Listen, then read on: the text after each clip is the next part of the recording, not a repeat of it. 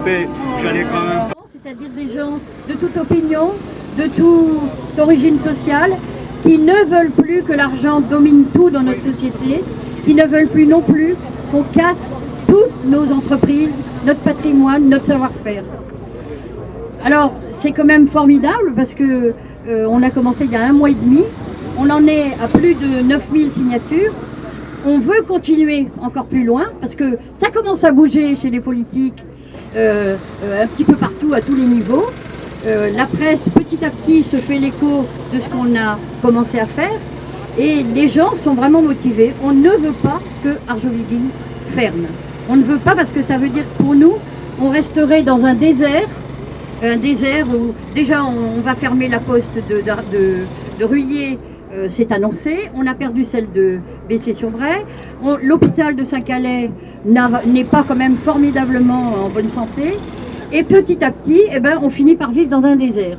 Et nous, on ne veut pas de ça, on n'a pas mérité ça, on veut que nos enfants puissent travailler ici et que nos petits-enfants puissent grandir pas loin de nous.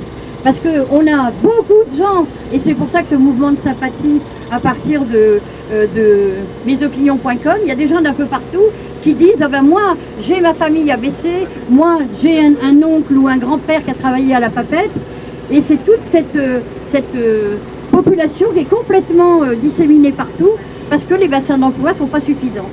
Et donc si on veut arrêter la désertification rurale, tout le monde le dit, mais il n'y a pas beaucoup de décisions qui sont prises, ben, il y a déjà celle de garder nos entreprises et notre industrie. Parce que le tourisme, c'est bien sympathique, mais c'est pas ça qui va nous donner du boulot dans les années, les générations qui viennent. Donc il faut garder un tissu industriel. C'est pas la peine de rêver ou d'aller chercher je ne sais pas qui pour trouver des petites entreprises qui s'implanteraient chez nous. On en a une, on veut la garder. On veut la garder parce que elle inonde elle inonde un bassin d'emploi important. Et je veux dire que par exemple, 85 fournisseurs sous-traitants sont en train de licencier, en train de se casser la figure parce que l'État ne fait rien. Et ça, c'est proprement scandaleux. Dans notre village à côté de chez nous, avancé, comment on appelle ça, la Syrie, qui a employé 25 personnes, a déjà licencié 8 personnes. Alors, je vois une pancarte qui me plaît beaucoup, parce que tout le monde en a parlé. Les 9000 personnes ont parlé de l'argent qui est tombé. De l'argent, il y en a. Et alors, le cynisme, c'est qu'il n'est pas dans la société réelle, il n'est pas dans l'économie réelle, mais il doit être dans les paradis fiscaux. Et on commence, cynisme, à nous annoncer qu'il va y avoir une crise financière extraordinaire. À côté de celle de 2008, ça sera du pipi de chat. Hein.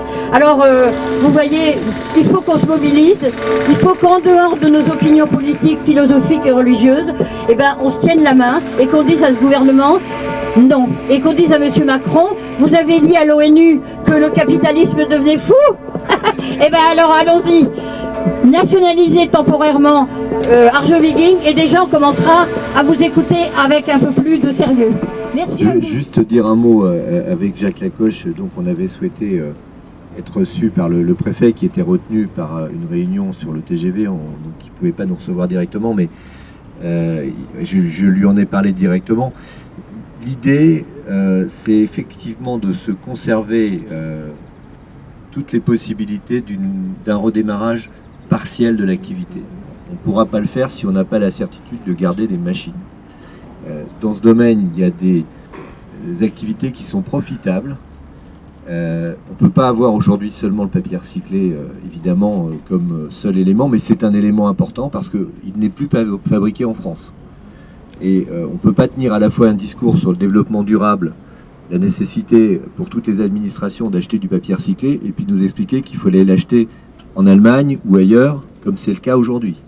Donc il y a déjà un besoin d'avoir, entre le discours sur l'environnement et le développement durable, de le mettre en accord avec ce qu'on fait avec l'industrie. Donc ça, c'est le premier point. Puis ensuite, il y a d'autres activités qui sont des activités profitables de l'entreprise, qui ont été laissées de côté et pour lesquelles il faut regagner les clients. Mais pour ça, il faut les machines et donc c'est indispensable que ces machines soient conservées sur le site, qu'elles soient d'ailleurs avec une maintenance. On a évoqué cette question aussi, il faut une maintenance des machines qui sont dans l'entreprise. Sinon, évidemment, on obère toutes les chances de pouvoir avoir cette reprise. Donc il faut au moins gagner 6 mois pour pouvoir monter ce dossier et que au 1er janvier de l'année prochaine, eh bien, on ait des clients au rendez-vous. Il faut remonter cette affaire avec toutes les volontés. Alors donc bravo à tous ceux qui ont pris cette initiative. Bravo aux pétitionnaires, je suis de votre avis. On sera avec vous pour le pique-nique, mais on sera surtout pour faire encore la démarche. Et j'ai demandé avec le maire d'être reçu par le ministre de l'économie qui vient d'annoncer qu'il prenait en compte des éléments importants après l'incendie de Notre-Dame, notamment en disant qu'il allait apporter des aides directes aux commerçants qui avaient été impactés par le sinistre. Eh bien, nous, on est sinistrés, notre cathédrale s'est baissée. Voilà.